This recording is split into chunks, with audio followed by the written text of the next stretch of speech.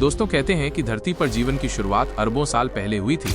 तब से लेकर आज तक प्रकृति ने ऐसे जीव बनाए हैं जो हमें अपनी सुंदरता और रहस्य से हैरान कर देते हैं। आज मैं आपको 5 अनोखे पक्षियों की दुनिया में ले चलूंगा। Magnificent bird of paradise, Raggiana bird of paradise, rifle bird, Atlantic puffin और snowy owl.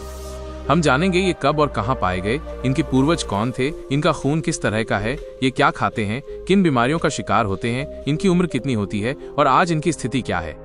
Magnificent bird of paradise सफर की शुरुआत होती है पापुआ न्यू गिनी के घने जंगलों से।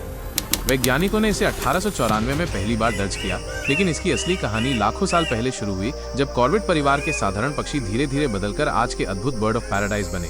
नर के पंख पीले, हरे और नीले रंग के चमकदार संयोजन से सजे होते हैं और मादा अपेक्षाकृत साधारण भूरे रंग की होती है। इनका खून सभी पक्षियों की तरह न्यूक्लियस वाले लाल रक्त कोशिकाओं से भरा होता है। खाना इनमें फलों, कीड़ों और छोटे जीवों का मिश्रण है, लेकिन ये एवियन मलेरिया, परजीवी और फंगल संक्रमण जैसी बीमारियों से भी प्रभावित होते हैं। औसतन 5 से 8 साल तक जीने वाले इस पक्षी की संख्या अब घट रही है और वैज्ञानिक इसके नृत्य और रंगों के रहस्य पर शोध कर रहे हैं। Raggiana bird of paradise Papua New Guinea का राष्ट्रीय पक्षी, जिसे 1873 में वैज्ञानिकों ने दर्ज किया। इसका रिश्ता भी पैराडाइसिडाई परिवार से है। नर के लंबी नारंगी लाल पूंछ के पंख इसे अद्वितीय बनाते हैं। मादा फिर वही भूरी और सादगी भरी, लेकिन सुरक्षा में माहिर। इनका खून भी वही न्यूक्लिएटेड प्रकार का है। ये फल, कीड़े और केंचुए खाते हैं और अक्सर एवियन पॉक्स और परजीवी से बीमार पड़ते हैं। इनका प्रजनन भी खास है। नर एक जगह जमा होकर नृत्य करते हैं और मादा उनमें से सर्वश्रेष्ठ साथी चुनती है। लाखों की संख्या में मौजूद ये प्रजाति जंगलों की कटाई से प्रभावित हो रही है और वैज्ञानिक इनके डांस और ध्वनियों का विश्लेषण कर रहे हैं। राइफल बर्ड 1800 के शुरुआती वर्षों में ऑस्ट्रेलिया और न्यू गिनी के वर्षावनों में खोजा गया। इसके पंख पुराने सैनिकों की काली वर्दी जैसे दिखते हैं, लेकिन सूरज की रोशनी में नीले, हरे और बैंगनी रंगों का अद्भुत मिश्रण बनाते हैं। यह प्रभाव पंखों की सूक्ष्म संरचना की वजह से है। नर का डांस तेज, सटीक और लगभग जादुई होता है, जिसे मादा ध्यान से देखती है। ये फल, कीड़े और मकड़ियां खाता है। खून न्यूक्लिएटेड है और ये भी एवियन फ्लू और फंगल संक्रमण जैसी बीमारियों का शिकार हो सकता है। औसतन 8 साल की उम्र और सीमित आवास वाला ये पक्षी आज पंखों के रंग और नृत्य की स्थिरता पर शोध का केंद्र है।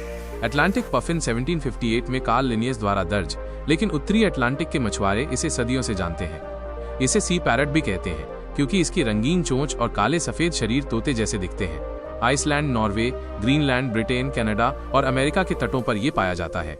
नर मादा लगभग एक जैसे होते हैं और दोनों बच्चे पालने में बराबरी से हिस्सा लेते हैं।